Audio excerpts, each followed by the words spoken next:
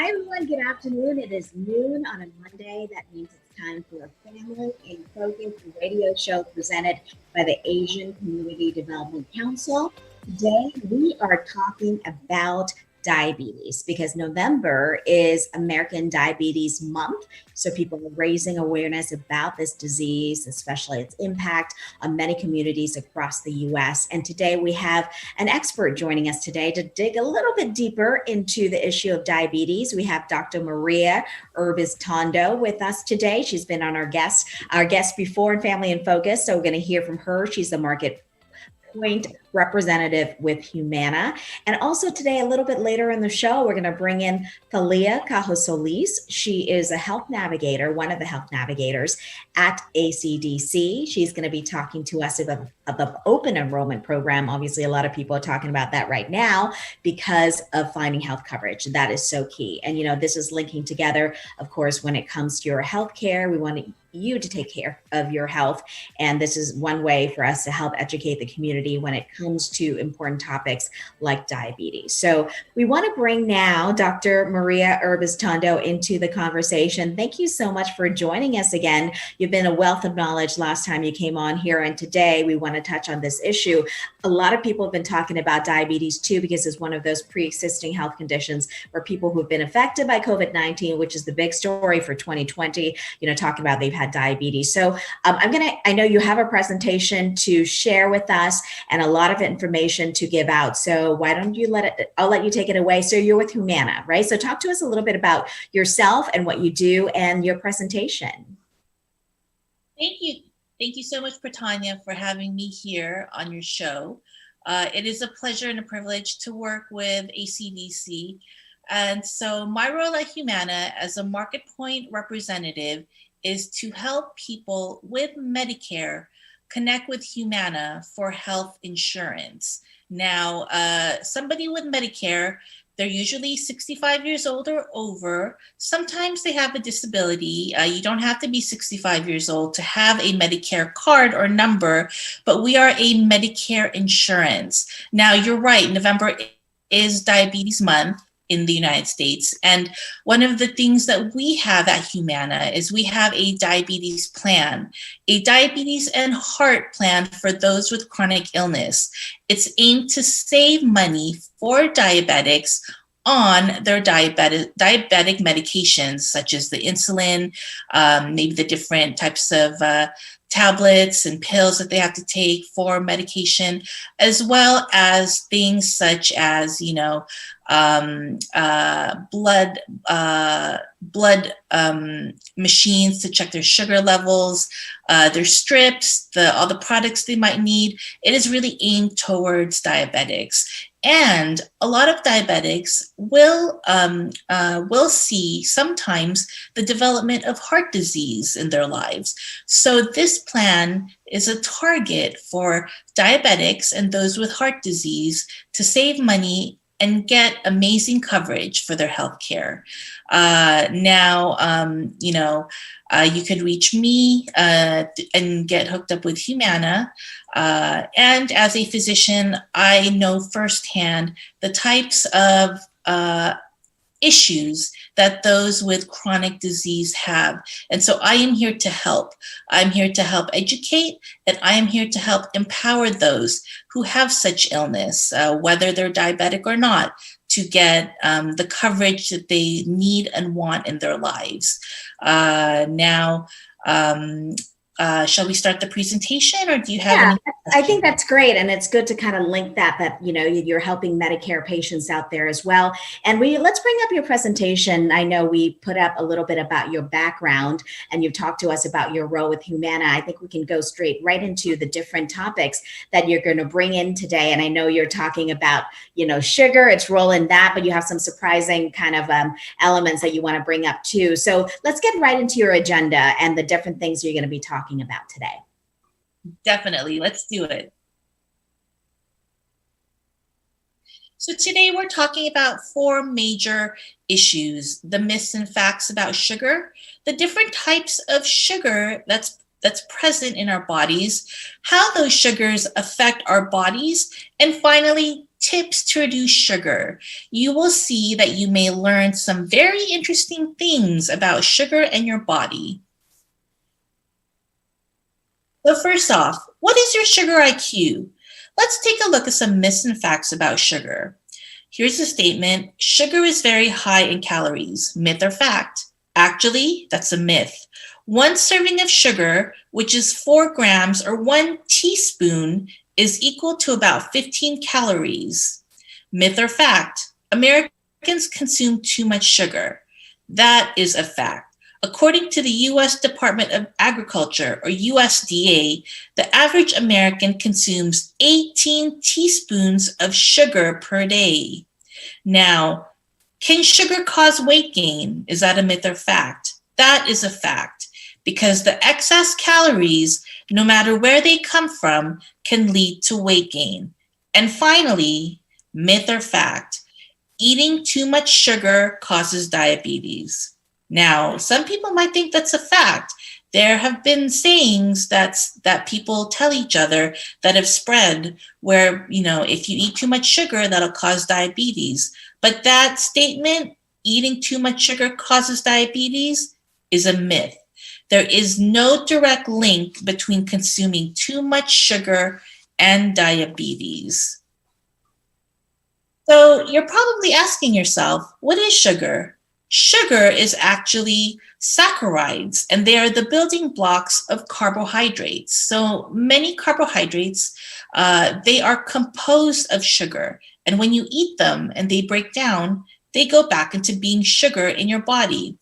Through photosynthesis, the plants convert the sun's energy into sugar and store it. Now, there are 2 types of sugars: the monosaccharides, which is only 1 sugar molecule, and the disaccharides, 2 sugar molecules. So sugar in foods can occur either naturally or they're added through the process and preparation of foods. Now, the effects of eating too much sugar. According to the USDA, Americans take in about 18 teaspoons of sugar daily. And these added sugars can cause extra calories to be in your body, yet they have little nutritional value. So consuming too much sugar may have negative effects on your health. Not that they will necessarily cause diabetes, but they are linked to weight gain, to heart disease, to tooth decay, and to cancer. So it is still a good idea to reduce the amount of sugar that you take in each day. For women, the American Heart Association says that you should have 6 teaspoons or less of sugar, and men should have 9 teaspoons or less of sugar. Keep in mind, the average American takes in 2 to 3 times that amount of sugar. So why should you help reduce your sugar intake? It is really to be healthy. Limit the top sources of sugar. Soft drinks, energy drinks, and sports drinks contain much hidden sugar, as well as candy, cakes, and cookies, pies and cobblers, sweet rolls, pastries and donuts, fruit drinks, and dairy desserts. All the sugars in these sources can add up quickly. So the overall picture is desserts. Anything with desserts can have a lot of sugar. Now, reading labels is the best way to find out how much sugar is in foods and drinks. Now, some labels may list added sugar separately. If not, look at the total sugar and try to picture how much you're eating. Some names for sugars include the nectars, brown sugars, crystals, anything with corn sweeteners or corn syrup, the high fructose corn syrup, and the OSes, the fructose, dextrose, sucrose, maltose, and glucose. And of course, honey. Honey is a natural sugar. So what you could do is you could make some low sugar swaps. Instead of sugary drinks, drink water and sweetened tea or low-fat milk. Say goodbye to candy and swap it for fresh fruit, sugar-free gum, and dark chocolate. Instead of dairy desserts, how about some low-sugar Greek yogurt? Instead of the cereals and granola bars, Try low sugar varieties such as oatmeal and homemade trail mix. And finally, for those high sugar sauces and condiments, go for the low sugar options and try hummus, salsa, seasonings, and spices. You'll want to focus on other carbs. Choosing complex carbohydrates can help keep your energy levels steady and make you feel full longer. Look for whole grains. The whole on the ingredients list should be there, and check for fiber. Pick fresh fruits and veggies to get a wide variety, and try to avoid fruits canned in syrup. Finally, balance your meals and snacks. Pair sugar with protein, fiber, and healthy fats to help slow digestion. If you love to cook, you can reduce sugar in your kitchen. Because remember, sugar is not the only way to add sweetness and flavor. What you could do is you could reduce and replace sugar by, for example, substituting it with an equal amount of non-fat dairy milk. Use herbs and spices, vanilla extract, cinnamon, cocoa powder, nutmeg, cloves, and ginger can help enhance flavor. And of course, you can DIY it, do it yourself. Make your own sauces, condiments, and salad dressing. So here are some tips where you can cut back gradually. Now remember, these tips don't replace the advice of your physician or your nurse practitioner, or your physician assistant. These are just tips from this PowerPoint through Humana. Make a list of small changes. You may not have to quit sugar cold turkey. Write down a few ideas about simple ways to decrease sugar in your diet. Over time, these small changes will add up. Number 2, you can still enjoy dessert, but within limits. It's okay to have a sweet treat every now and then, but you may find it beneficial to set up some ground rules around when you can have them, and of course, reduce your portion sizes. And finally, give your taste buds some time to adjust. After a while, you may start to notice that super sweet foods are actually too sweet, while naturally sweet foods taste better than before. So let's review.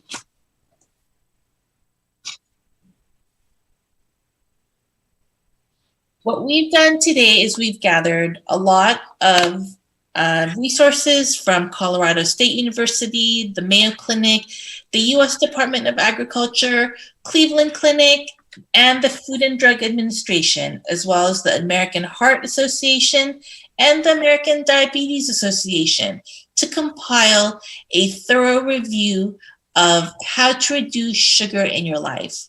Remember, sugar does not necessarily cause diabetes, but if you are pre-diabetic or diabetic, you may want to reduce the amount of sugar in your life to keep your blood sugar levels lower.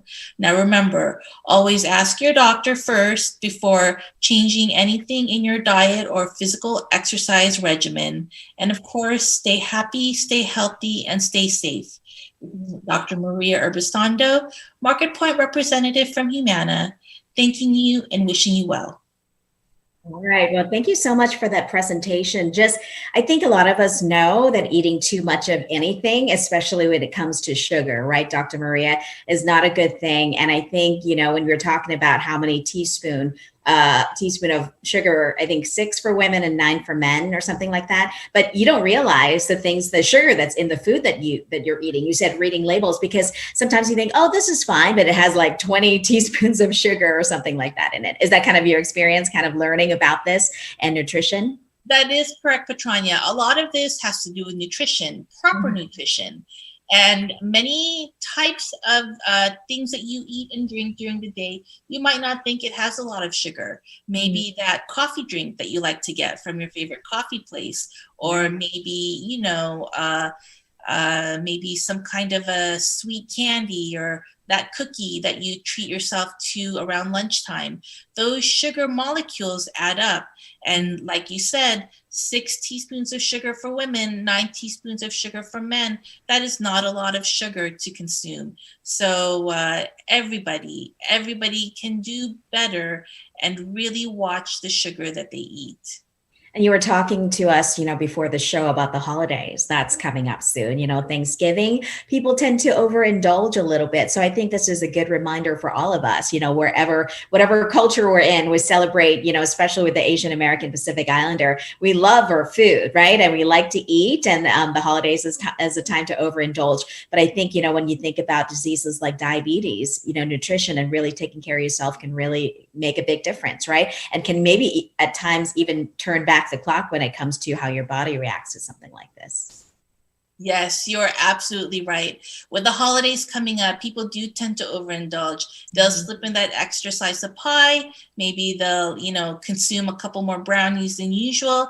And before you know it, their sugar levels in their bloodstream have gone through the roof. So, whether you are diabetic or not, the holidays are coming up. And so just a little bit of discipline and a little bit of awareness will go a long way. And, talking about raising awareness right now with the Asian Community Development Council, they're trying to get the attention people to apply for health coverage and get health coverage with open enrollment now underway. I think this is a good time to bring in our friend